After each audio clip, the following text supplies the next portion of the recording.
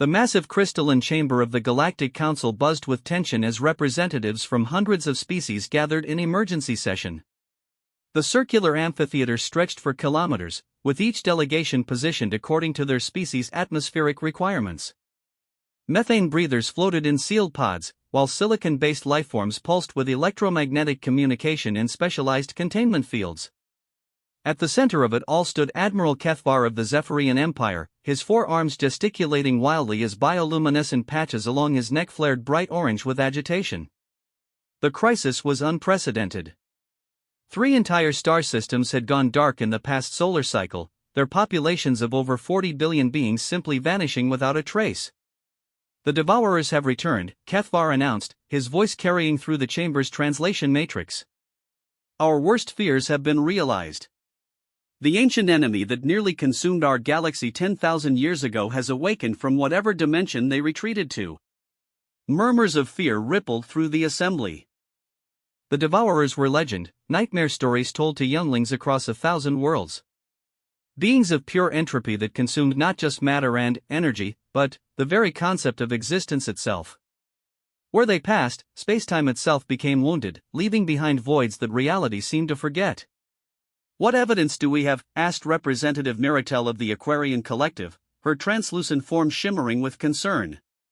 Surely there must be another explanation. Kethvar activated a holographic display that filled the center of the chamber. The three-dimensional map showed the affected star systems, or rather, where they used to be.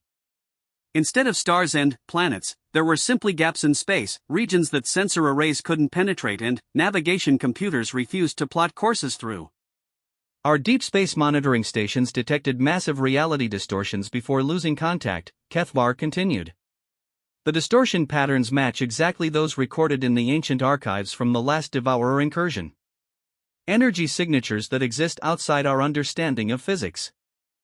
Quantum fluctuations that suggest something is feeding on the fundamental forces that hold our universe together.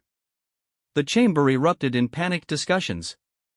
Some species began immediate preparations for evacuation, while others demanded military action.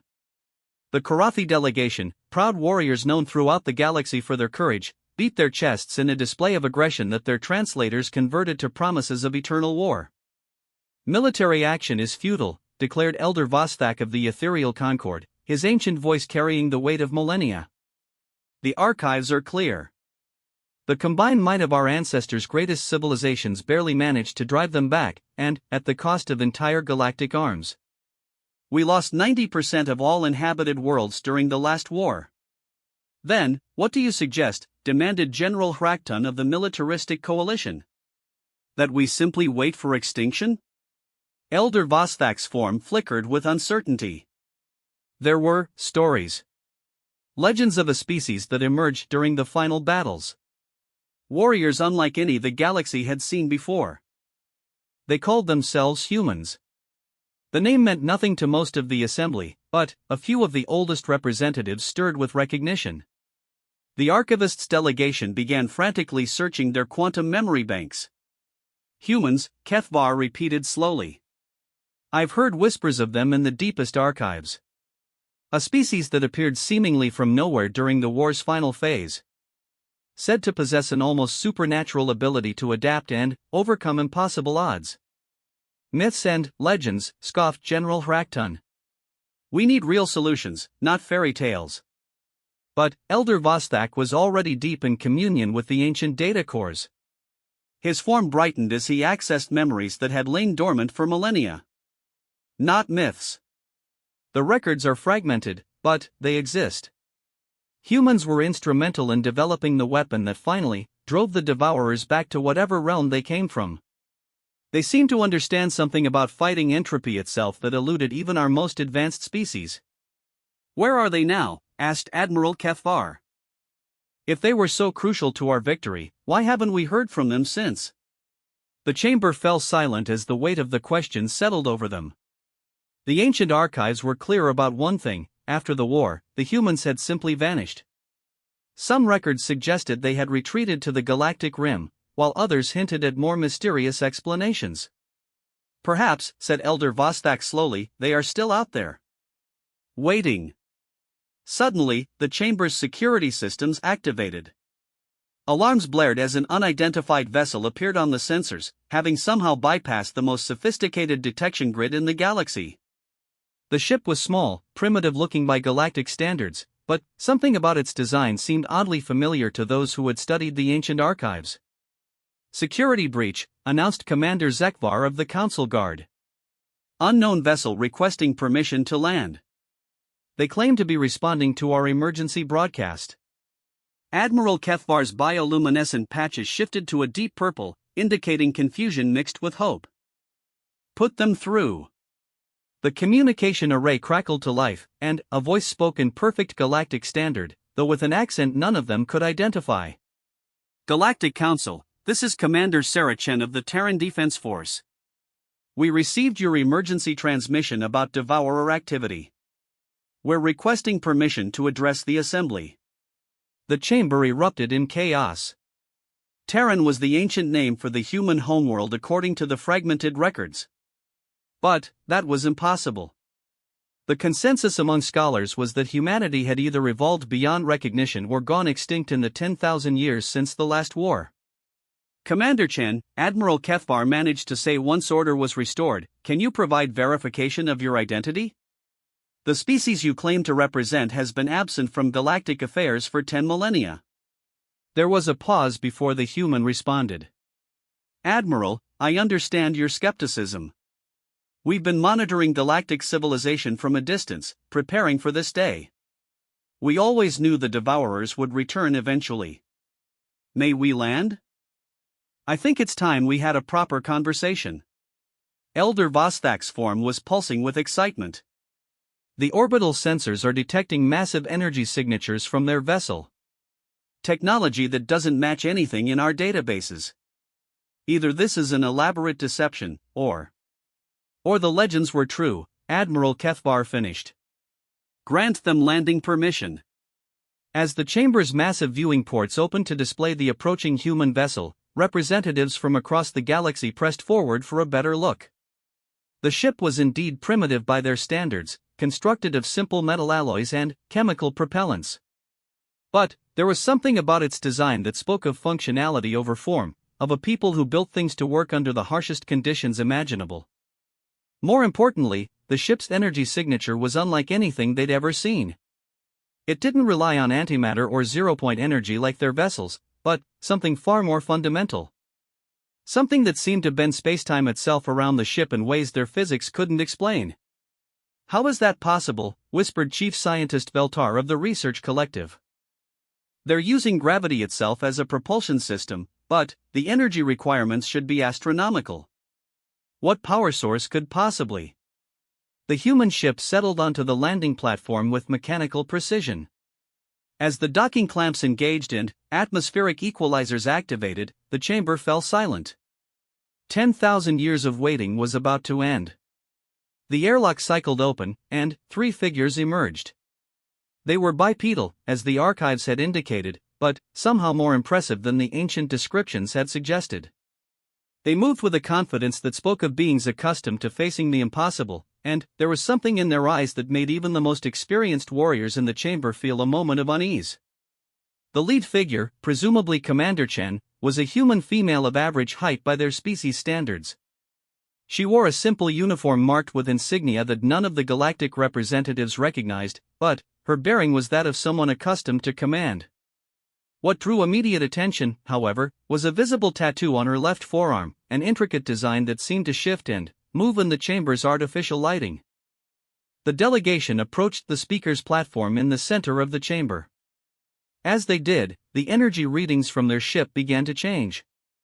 Whatever power source they were using was somehow interfacing with the chamber's own systems, as if their technology was learning and adapting in real time. "Honored representatives," Commander Chen began, her voice carrying clearly through the translation matrix, 10,000 years ago, your predecessors called for help when the Devourers first appeared. Humanity answered that call. Today, you face the same threat, and, once again, we offer our assistance. Admiral Kethvar leaned forward, his bioluminescent patches cycling through colors that indicated both hope and suspicion. "Commander Chen, while we appreciate your offer, you must understand our position. We require proof of your identity and capabilities. The safety of trillions of lives depends on our decisions here today." The human smiled, an expression that the translation matrix interpreted as a display of confidence mixed with understanding. "Of course, Admiral. We anticipated your need for verification." She gestured to one of her companions, who activated a device none of the galactic representatives recognized. Suddenly, the chamber's main display filled with images from the ancient archives, but these weren't the fragmented records the Council possessed. These were complete, high-resolution recordings of the last Devourer War, showing human ships engaging the entropy beings in battles that defied physics itself. The assembly watched in stunned silence as human vessels, no larger than modern fighters, somehow held their own against Devourer entities the size of moons. They saw human soldiers in primitive armor standing their ground against creatures that could unmake matter with a touch, and human scientists working alongside the galaxy's greatest minds to develop weapons that could wound beings made of pure chaos. "These records were preserved in our archives on Terra," Commander Chen explained. "We've spent the last 10,000 years preparing for the Devourer's return. Studying them, understanding them, and developing new ways to fight them." "Impossible," declared General Hrakton. "No species could maintain technological advancement for 10 millennia without contact with galactic civilization. You should be primitives by now, not." He gestured helplessly at the advanced recordings and the energy signatures still emanating from the human ship. Commander Chen's expression became more serious. "General, you misunderstand the nature of humanity. We don't advance despite isolation, we advance because of it. Conflict and challenge aren't obstacles to overcome. They're the forge that makes us stronger." Elder Vostak was studying the human delegation with growing excitement. "Commander, the archives speak of a unique human ability to fight entropy itself. They say your species somehow weaponized the concept of hope, turned determination into a literal force that could wound the Devourers. Is this true?" The human smile returned, but this time there was something almost predatory about it. "Elder Vostak, what your archives describe as weaponized hope, we simply call being human. The Devourers feed on despair, on the surrender of sentient beings to inevitable entropy. But humanity has never accepted the concept of inevitable."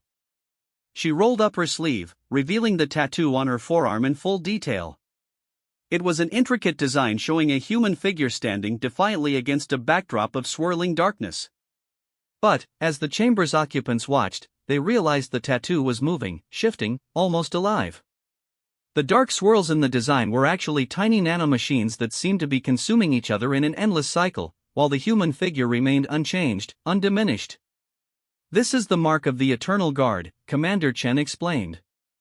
"Every human who fought in the last war received one. It's both a memorial to those who fell and a reminder of what we learned. The Devourers can consume matter and energy, even time and space itself. But they cannot consume what refuses to be consumed." The chamber erupted in confused murmurs as representatives tried to understand what they were seeing. The tattoo wasn't just moving, it was actively fighting against something, as if it were locked in eternal battle with forces they couldn't perceive. Admiral Kefvar's voice cut through the noise. "Commander, with all due respect, we need more than philosophy and moving pictures. The Devourers have already consumed 3 star systems. Our fleets are mobilizing, but our ancestors' records make it clear that conventional weapons are useless. What can you actually do to help us?" Commander Chen nodded to her second companion, who stepped forward. Unlike the others, this human was massive even by their species' standards, with scars that spoke of countless battles and eyes that seemed to have seen things beyond imagination. When he spoke, his voice carried an authority that made even the chamber's most decorated military commanders straighten unconsciously. "I am Master Sergeant Rodriguez of the Human Space Marine Corps," he announced. 10,000 years ago, I stood on the bridge of the last Devourer mothership as we drove them back to whatever hell spawned them. I've been waiting 10 millennia for them to return, and now that day has come." The chamber fell silent. Even the most long-lived species in the galaxy rarely maintained individual consciousness for more than a few thousand years. The idea that this being had personally fought in the ancient war was staggering.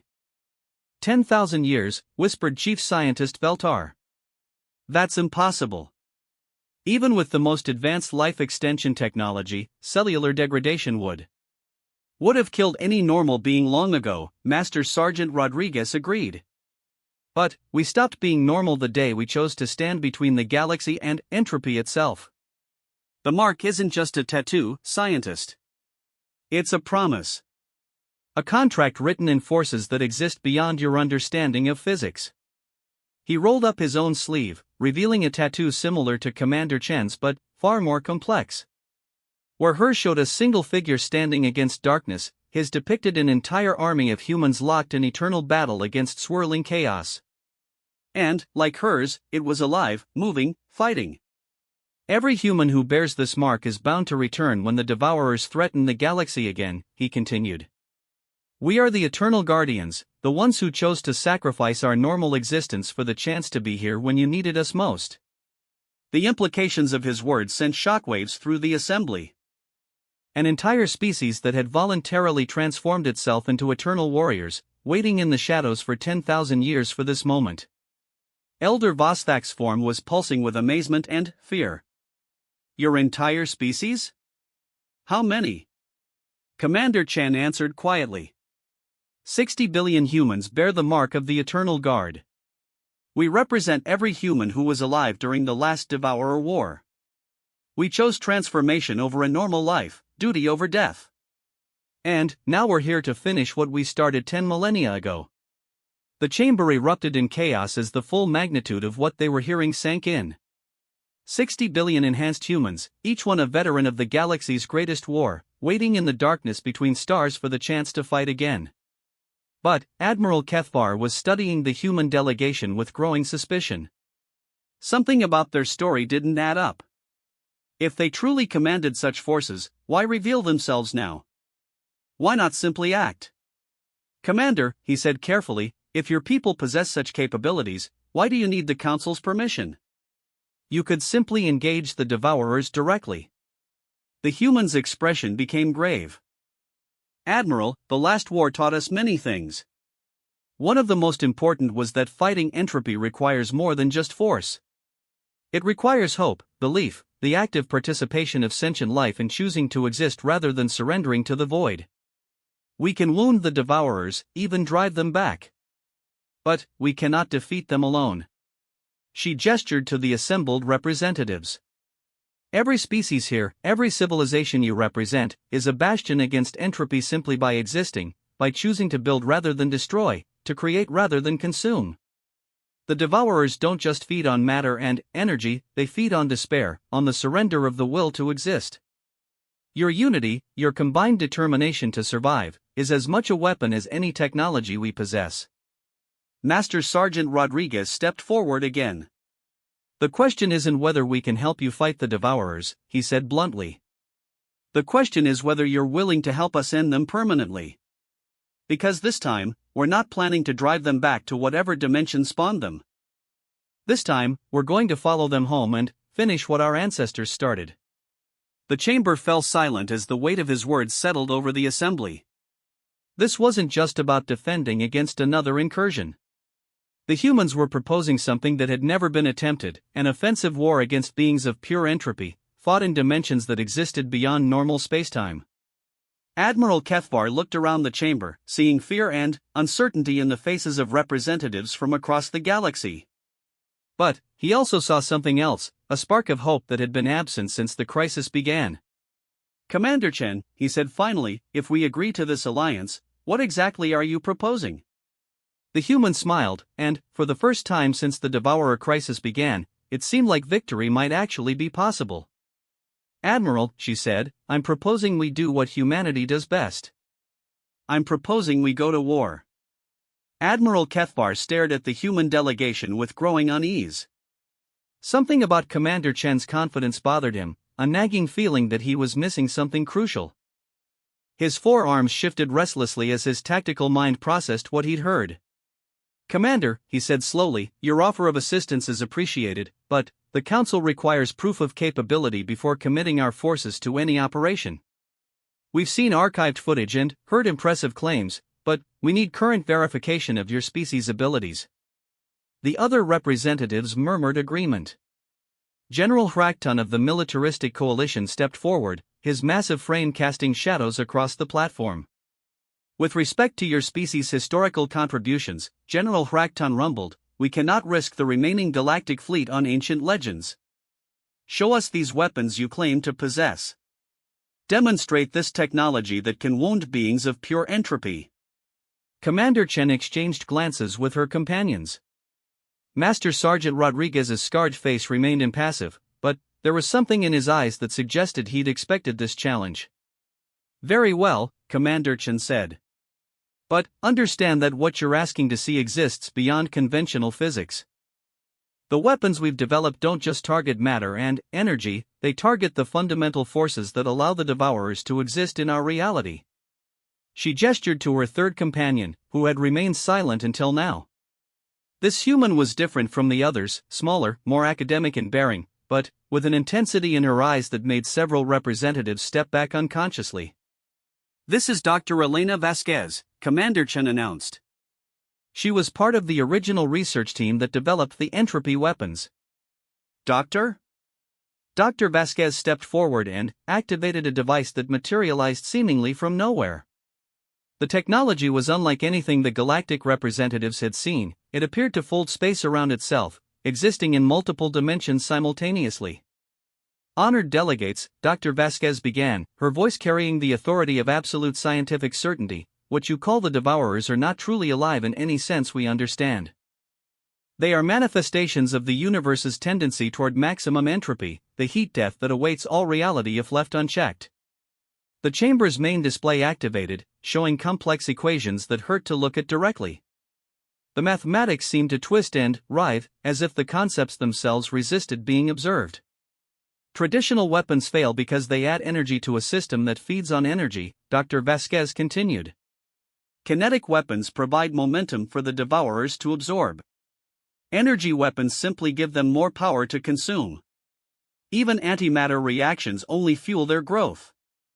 Chief Scientist Veltar of the research collective leaned forward, her crystalline form humming with scientific curiosity. "Then, how do you propose to fight something that grows stronger from any conventional attack?"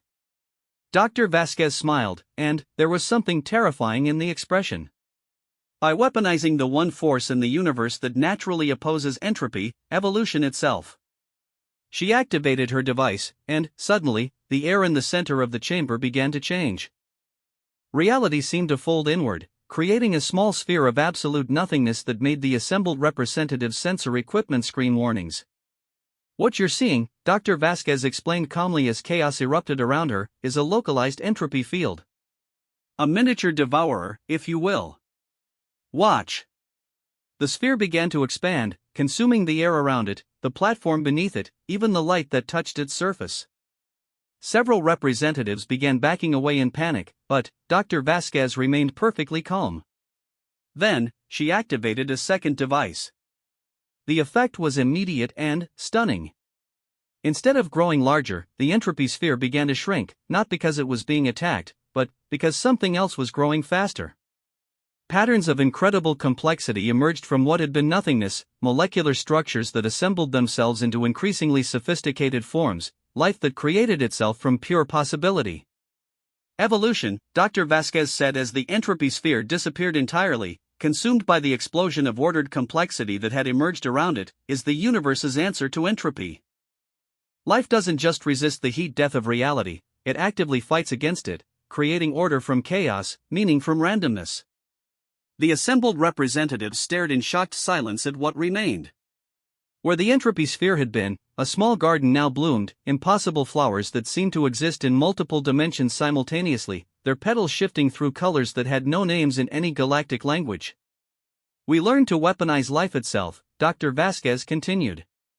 "Not just biological life, but the fundamental principle that allows complexity to emerge from simplicity, order from chaos. Against such weapons, the Devourers are not just vulnerable, they are obsolete." Admiral Kefvar felt his bioluminescent patches cycling rapidly through every color in his emotional spectrum. What he just witnessed should have been impossible according to every law of physics he understood. The energy requirements alone, Chief Scientist Veltar whispered, should have torn apart this entire station. How did you contain such forces? Master Sergeant Rodriguez stepped forward. Because we don't contain them, Scientist. We become them. He rolled up both sleeves now, revealing tattoos that covered his entire arms. But these weren't just moving pictures, they were active ecosystems, tiny universes of incredible complexity that existed within the patterns etched into his skin.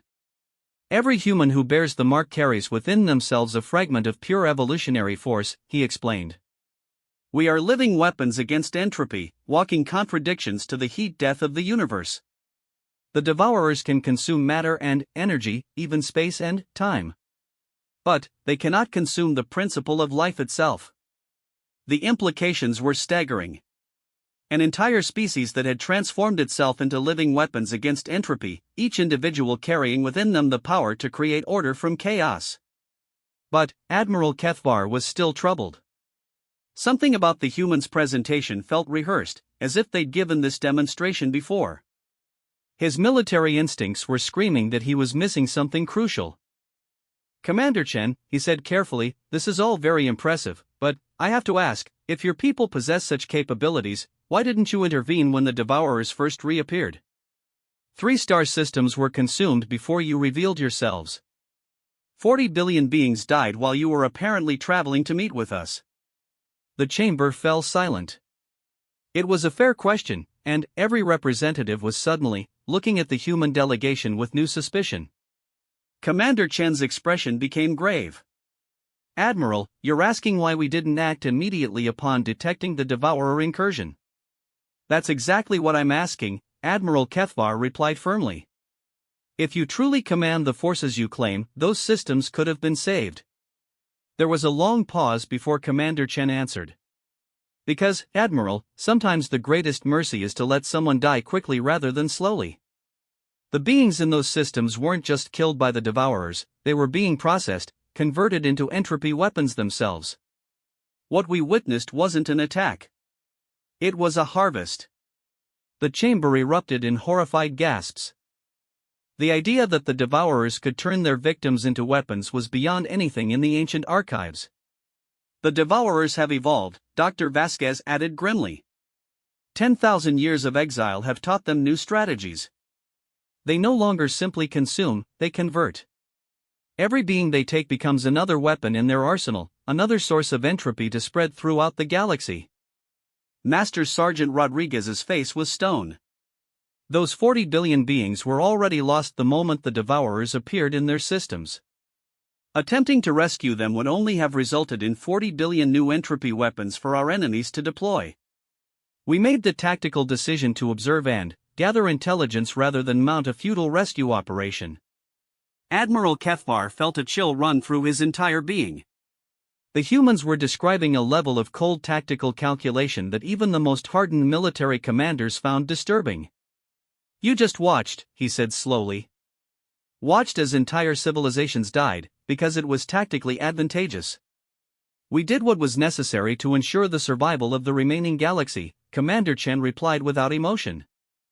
That's what soldiers do, Admiral. We make the hard choices so others don't have to. General Hraktun's massive form was trembling with rage. That's not strategy, that's cowardice. No honorable warrior abandons allies to gather intelligence.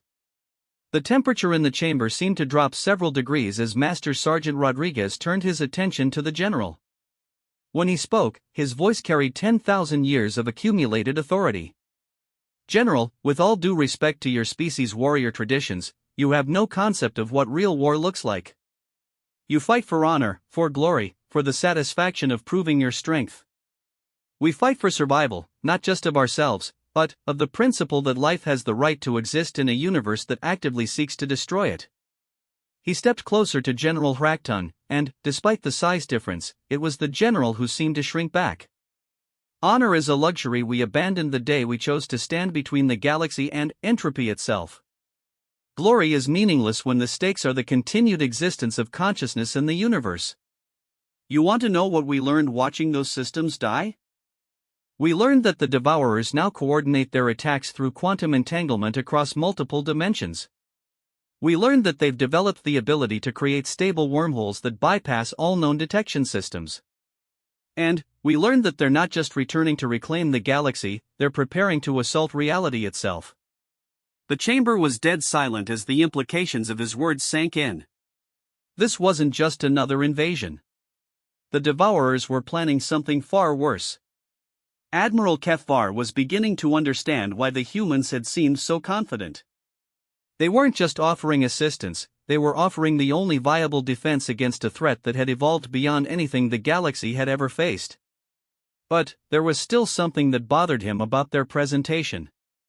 The way they spoke, the ease with which they discussed letting billions die for tactical advantage, the casual way they revealed capabilities that should have been impossible, it all suggested a level of experience that went beyond even 10,000 years of preparation. "Commander," he said slowly, "I have to ask, is this the first time the Devourers have returned? Or have there been other incursions that the galaxy never knew about?" Commander Chen and her companions exchanged glances that confirmed Admiral Kefvar's growing suspicions. "Admiral," Commander Chen said carefully, "the Devourers didn't spend 10,000 years in exile learning new capabilities. They spent 10,000 years testing them against targets the galaxy would never miss." The chamber erupted in shocked murmurs as representatives began to understand the implications. Entire civilizations had been consumed over the millennia, and no one had ever known because the humans had been fighting a secret war for 10,000 years. "How many?" Admiral Kefvar asked quietly. 47 separate incursions, Dr. Vasquez replied matter-of-factly. "Ranging from single-system probes to multi-sector assault waves. We've been fighting continuously for 10 millennia, learning their new capabilities, developing countermeasures, and preventing them from establishing permanent footholds in our reality." "And you never told the galaxy?" General Hrakton demanded. "Never asked for assistance?" Master Sergeant Rodriguez's laugh was bitter. "General, what would you have done if we'd told you that entropy beings were conducting test attacks on the galactic rim? Would you have mobilized your fleets to defend systems you'd never heard of, populated by species that weren't part of the galactic community? Or would you have decided it wasn't your problem?" The general's silence was answer enough. "We fought alone because we had to," Commander Chen continued. "Because the galaxy wasn't ready to accept that the war never really ended. You celebrated victory and went back to your normal lives, while we accepted that some of us would have to remain vigilant forever." Admiral Kefvar was beginning to see the humans in a new light. They weren't just offering assistance, they were revealing that they'd been the galaxy's shield for 10,000 years, fighting and dying in battles that no one else even knew were happening. "The current incursion is different," Dr. Vasquez added. "The attacks on those 3 core systems weren't reconnaissance or testing. They were a declaration of intent. The Devourers have finally evolved to the point where they're ready for total war against reality itself. This time, they're not planning to consume the galaxy. They're planning to unmake it entirely, to reduce all of spacetime to its base entropy state." The magnitude of the threat was almost incomprehensible. Not just the death of all life in the galaxy, but the elimination of the very concepts that allowed life to exist. "So what are you proposing?" Admiral Kefvar asked. "How do we fight something that wants to unmake existence itself?" Commander Chen's expression became determined. "We do what humanity has always done when faced with impossible odds, Admiral. We refuse to accept them." She activated a control on her wrist, and, suddenly, the chamber's main display filled with star charts showing the entire galaxy. But these weren't normal navigation charts, they showed patterns of reality itself, the underlying structure that allowed matter and energy to exist. "The Devourers think they understand entropy," Commander Chen said. "They think that because they're manifestations of the universe's tendency toward disorder, they're inevitable. But they're wrong. Entropy isn't just about things falling apart, it's about the potential for things to be built up again." Red markers began appearing on the display, showing Devourer positions throughout the galaxy. But green markers were appearing too, in patterns that seemed random until Admiral Kefvar realized what he was looking at. Those green markers, he said slowly, they're human positions. You're already deployed throughout the galaxy. 60 billion human guardians, Master Sergeant Rodriguez confirmed. Each one positioned at a critical nexus point in the galaxy's reality matrix. We're not just offering to help you fight the Devourers, Admiral. We're offering to help you transcend them. Dr. Vasquez stepped forward. Evolution doesn't just create biological life, delegates. It creates complexity itself, the tendency for simple systems to become more organized, more sophisticated, more capable. What if we could accelerate that process? What if we could evolve the entire galaxy beyond the Devourer's ability to affect it? The implications were staggering. Not just defeating the entropy beings, but evolving past the need to fight them at all. That's impossible, Chief Scientist Veltar whispered. You're talking about fundamentally altering the nature of reality itself. We're talking about fulfilling reality's potential, Commander Chen corrected. The universe isn't trying to die, scientist. It's trying to become something greater than itself. The Devourers represent the fear that growth will stop, that complexity will collapse back into simplicity. But fear is just the shadow cast by possibility. She gestured to the display, where the green and red markers were beginning to form patterns of incredible complexity. Every human guardian is positioned at a point where reality is already trying to evolve beyond its current limitations, she explained. We're not going to force change, we're going to remove the obstacles that prevent natural growth. When the Devourers attack, they'll find that their targets have already moved beyond entropy's reach. Admiral Kefvar stared at the display, trying to comprehend what he was seeing. The humans weren't just proposing a military campaign, they were proposing the next stage of galactic evolution. But something still troubled him. The scale of what they were describing should have taken millions of years to plan and implement. Yet they spoke as if everything was already in place. Commander, he said carefully, how long have you been planning this operation? The human smile was enigmatic. Admiral, we've been planning this since the day we first encountered the Devourers 10,000 years ago. From the moment we realized that fighting entropy wasn't just about preserving what exists, it was about enabling what could exist. The chamber fell silent as the full scope of the human strategy became clear. 10,000 years of preparation, not just for another war, but for the complete transformation of galactic civilization. There's something else, Master Sergeant Rodriguez added grimly. Something we haven't told you about the nature of the current threat. He activated his own controls, and the display changed to show something that made several representatives cry out in alarm. It was a map of local galactic space, but with additional dimensions overlaid that revealed structures existing beyond normal spacetime. The Devourers aren't just attacking our reality, he explained. They're attacking all possible realities simultaneously. Every choice not made, every possibility not explored, every potential future that never came to pass, they're consuming them all, collapsing the infinite possibilities of existence down to a single state of maximum entropy. The implications were beyond horrifying. Not just the end of what was, but the end of what could be. But there's hope, Commander Chen said firmly. Because while they're attacking all possibilities, we're defending all possibilities. Every human guardian exists simultaneously across multiple probability streams. We're not just fighting for this reality, we're fighting for the right of reality to exist in the first place. Admiral Kefvar felt his mind reeling as he tried to process the scope of what the humans were describing. They weren't just soldiers or guardians, they were something approaching gods, beings who existed across multiple dimensions of possibility to defend the very concept of existence. And, yet, they still spoke as if they needed the galaxy's help. Why, he asked finally. If you possess such capabilities, if you exist across multiple realities simultaneously, why do you need our cooperation?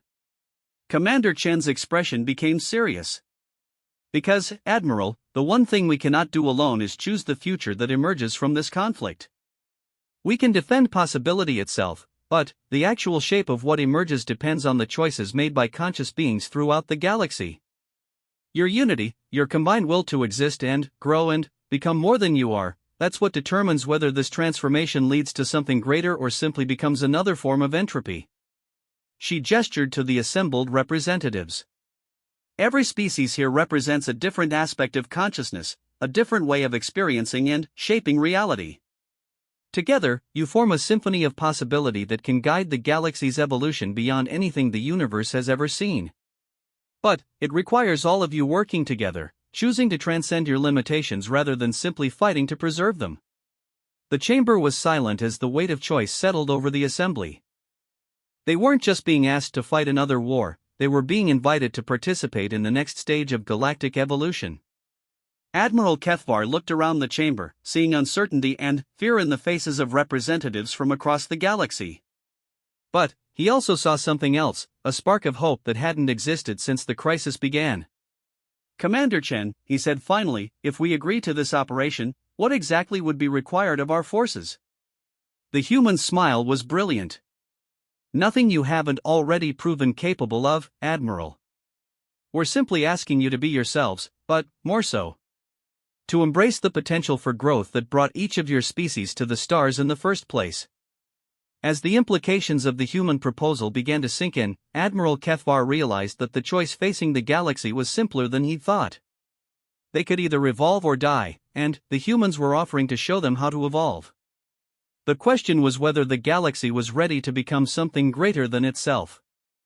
Admiral Kethvar studied the human delegation with growing unease. Despite their impressive demonstrations and grand speeches about galactic evolution, something fundamental wasn't adding up. His tactical mind, honed through centuries of military service, was detecting patterns that troubled him deeply. "Commander Chen," he said slowly, "I need clarification on several points before the Council can make an informed decision." The human leader nodded. "Of course, Admiral. What concerns you?" "Your story suggests that humanity has been fighting the Devourers for 10,000 years, with 60 billion Guardians positioned throughout the galaxy." Admiral Kethvar's bioluminescent patches were cycling through colors that indicated deep suspicion. "Yet our most sophisticated monitoring networks detected no signs of your presence until you arrived today. How do you explain this level of concealment?" Commander Chen exchanged a glance with her companions before responding. "Our technology operates on principles that your sensors aren't designed to detect, Admiral. We exist partially outside normal spacetime, which makes us invisible to conventional observation methods." "Convenient," General Hrakton rumbled from his position. "Almost too convenient. You appear precisely when we need you most, with exactly the capabilities required to solve our crisis, and explanations for why no one has ever seen evidence of your existence." The chamber murmured with agreement. The skepticism was spreading as representatives began to question the timing of the human revelation. But it was Elder Vostak who voiced the concern that had been growing in Admiral Kethvar's mind. "Commander, there's something about your presentation that troubles me deeply. You speak of humanity as if it's a unified species, all working toward the same goals. But the historical archives suggest otherwise. Humans were known for their diversity, their tendency toward conflict and disagreement. What happened to that fundamental aspect of your nature?" The question hung in the air like a challenge. For the first time since entering the chamber, the human delegation seemed uncertain. Dr. Vasquez was the first to respond. "Elder, the transformation required to fight entropy beings demanded certain unifications. Individual differences became secondary to species survival." "Meaning what exactly?" pressed Chief Scientist Veltar. "You eliminated diversity of thought? Created a hive mind? What price did humanity pay for these capabilities you claim to possess?" Master Sergeant Rodriguez's scarred face hardened. "We paid the price that any warrior pays, scientist. We sacrificed who we were for who we needed to become." But Admiral Kethvar was noticing something else troubling. "Master Sergeant, you claim to have personally fought in the original Devourer War 10,000 years ago. Yet you appear to be biological, not artificial. What technology could possibly maintain biological function across such a timespan?" The human's response was immediate. "The mark of the Eternal Guard doesn't just preserve consciousness, Admiral. It preserves the individual in a state of perpetual readiness for combat. We exist in a quantum state that maintains us at our peak effectiveness indefinitely. Show me your credentials, Admiral Kethvar said suddenly. All of you. If you're truly representatives of humanity, you should have some form of official documentation. Authentication codes. Something that proves your authority to speak for 60 billion beings. The request caught the humans off guard. Commander Chen's confident expression flickered for just a moment. Admiral, we've already demonstrated our capabilities, she began. I'm not questioning your capabilities, Admiral Kethvar interrupted. I'm questioning your authority. Who gave you permission to speak for humanity? What governing body authorized you to make these offers on behalf of your species? The chamber fell silent as the implications of the question became clear. If the humans truly represented a species of 60 billion enhanced warriors, there should be some form of command structure, some authority that had sent them to negotiate with the Galactic Council. Dr. Vasquez stepped forward. Admiral, after 10,000 years of constant warfare, traditional governmental structures became impractical. Decisions are made by those best qualified to make them. By whom? Admiral Kethvar pressed. You three? Who decided you were qualified to negotiate the future of galactic civilization? Master Sergeant Rodriguez's expression was growing dangerous. Admiral, I've fought for the preservation of this galaxy since before your species reached the stars. I've earned the right to speak on behalf of those who've made the same sacrifices. Have you? Admiral Kethvar asked quietly. Or are you three rogue operatives acting without authorization? The accusation sent shockwaves through the chamber. The idea that these humans might not represent their species at all changed everything. Commander Chen's composure finally cracked. Admiral, you're questioning the authority of beings who have literally transformed themselves into living weapons for the preservation of galactic civilization. We don't need anyone's permission to defend reality itself. There it is, Admiral Kethvar said grimly. The truth finally emerges. You're not representatives of humanity at all, are you? You're something else entirely. The temperature in the chamber seemed to drop as the human delegation's demeanor shifted. The confident, helpful aliens were replaced by something far more threatening. Dr. Vasquez's academic facade fell away entirely. Admiral, you're making a serious mistake. The crisis facing the galaxy is real. The devourers are real. Our offer of assistance is the only viable solution. Perhaps, Admiral Kethvar conceded. But, I'm beginning to suspect that you're not offering assistance at all. You're demanding submission. General Hrakton stepped forward, his massive frame radiating aggression. Explain yourself, Admiral. If these aren't humans, what are they? Admiral Kethvar's tactical mind had finally assembled all the pieces. Look at their demonstrations. Everything they've shown us has one thing in common: they're not fighting entropy, they're controlling it. Dr. Vasquez didn't defeat that entropy sphere, she commanded it. The weapons they described don't destroy chaos, they direct it. The implications hit the chamber like a physical blow. Elder Vostak's form began pulsing with alarm. You're suggesting they're devourers, Admiral Kethvar finished. Not human guardians fighting entropy, but entropy beings that have learned to disguise themselves as the very forces they're supposed to represent. The human delegation's reaction was immediate and terrifying. Their forms began to shift, the biological appearances melting away to reveal something far more alien underneath. Commander Chen's confident smile became a predatory grin that belonged on no human face. Clever, Admiral, she said, though her voice now carried harmonics that hurt to hear. But, ultimately irrelevant. The being that had called itself Dr. Vasquez laughed, and the sound was like reality tearing. Did you really think the devourers would make the same mistakes twice? 10,000 years gave us time to learn, to adapt, to become something far more sophisticated than mere entropy beings. What are you? Demanded Chief Scientist Veltar, backing away as the creature's true forms became more apparent. We are what the devourers became when they learned that consumption was inefficient, the Rodriguez thing replied. Why destroy civilizations when you can corrupt them? Why waste energy fighting resistance when you can convince your enemies to surrender willingly? Admiral Kefvar felt sick as the full scope of the deception became clear. The 3-star systems that disappeared, you didn't consume them. You converted them. The populations are still alive, aren't they? Transformed into servants like yourselves. 40 billion new allies, Commander Chen confirmed. All convinced that they're fighting for the salvation of the galaxy. They have no idea they're spreading entropy throughout reality itself, one converted world at a time. The chamber erupted in panic as representatives realized the magnitude of the threat.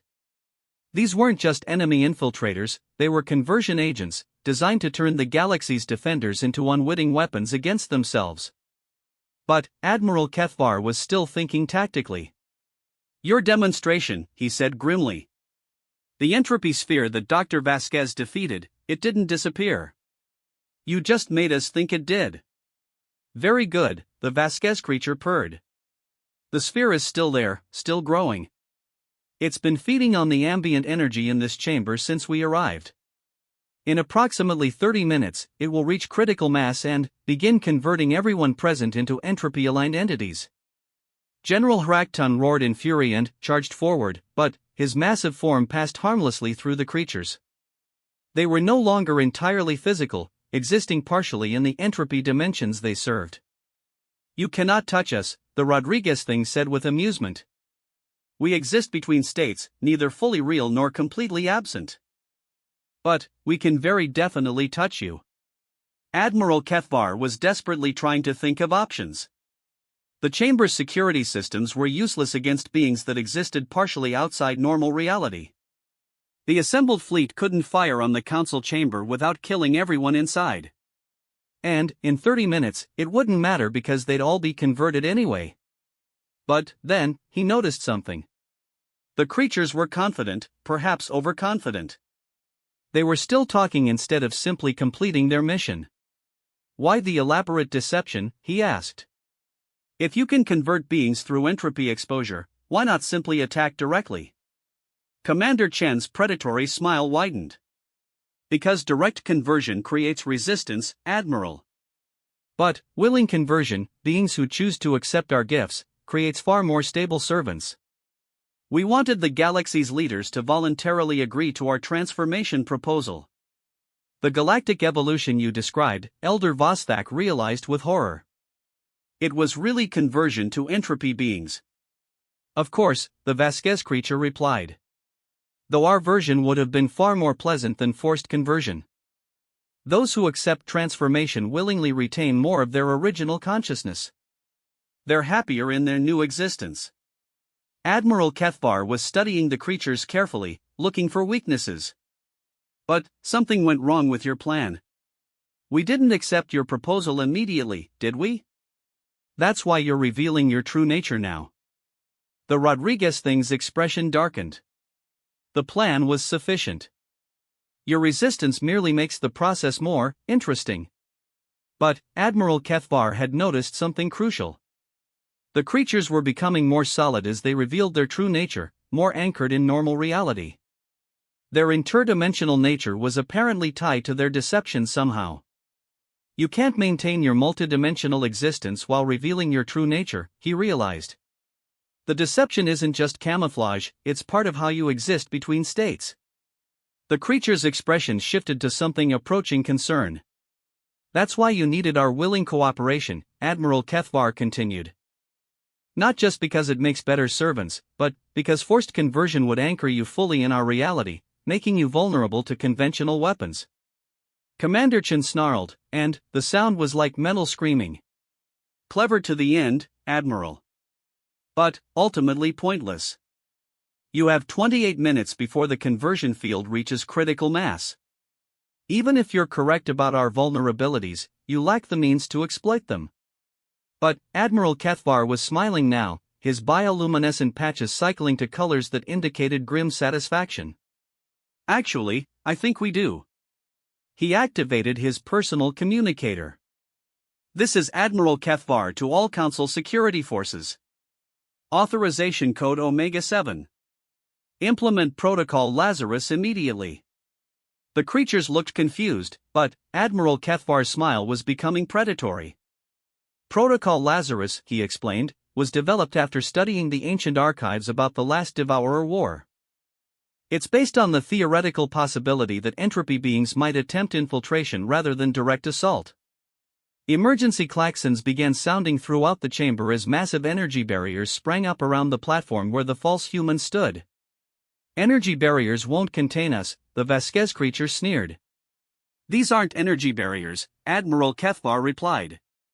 They're complexity fields. Pure evolutionary force, designed to accelerate the development of anything they contain. The creature's expressions shifted to outright alarm as the barriers began to pulse with patterns of incredible sophistication. You see, Admiral Kethvar continued, we did learn something from the archives about fighting entropy beings. Not just about weapons, but about the nature of entropy itself. Entropy isn't evil, it's simply incomplete. It represents the universe in a state of unrealized potential. The barriers were beginning to affect the creatures, forcing them to become more solid, more definite in their existence. What you really are, Admiral Kethvar said grimly, is unrealized possibility. You exist between states because you've never been allowed to complete your development. But these fields won't let you remain incomplete anymore. The creatures were screaming now, their forms shifting rapidly as the complexity fields forced them to choose specific states of existence. The real humans did understand how to fight entropy, Admiral Kethvar realized as he watched the creatures struggle. Not by destroying it, but by helping it evolve beyond the need to consume. You're about to discover what you could have become if you'd chosen growth over consumption. The transformation was visible and terrifying. The false humans were changing, becoming something new, something that hurt to look at directly because it existed in too many dimensions simultaneously. 25 minutes, Admiral Kethvar announced. More than enough time to reverse the entropy field they've created and trace the signal back to their command center. But, even as victory seemed assured, Admiral Kethvar noticed something troubling. The creatures weren't just being forced to evolve, they were learning from the process, adapting even as they transformed. Admiral, Elder Vostak warned, something's wrong. They're not fighting the transformation anymore. Admiral Kethvar looked closer and felt his confidence evaporate. The creatures were embracing their forced evolution, using the complexity fields to become something even more dangerous than they'd been before. Clever, Admiral, the thing that had been Commander Chen said in a voice that now belonged to something far beyond human comprehension. You've taught us the next stage of our development. We thank you for this gift. The barriers began to crack as the evolved entropy beings tested their new capabilities. Whatever they were becoming, it was beyond anything the complexity fields had been designed to contain. But, don't worry, the Chen entity continued as reality began to warp around it. We'll make sure your species benefits from the lesson you've taught us. The entire galaxy will evolve, just as we have. Admiral Kethvar realized with dawning horror that he might have just made the situation infinitely worse. All forces, he commanded grimly, prepare for immediate evacuation of the council chamber. And send a priority alert to every ship in the fleet, we're no longer dealing with standard entropy beings. We've created something entirely new. As alarms blared and representatives fled in panic, Admiral Kethvar remained at his post, watching in fascination and terror as the creatures completed their transformation into something that had never existed before in the galaxy's history.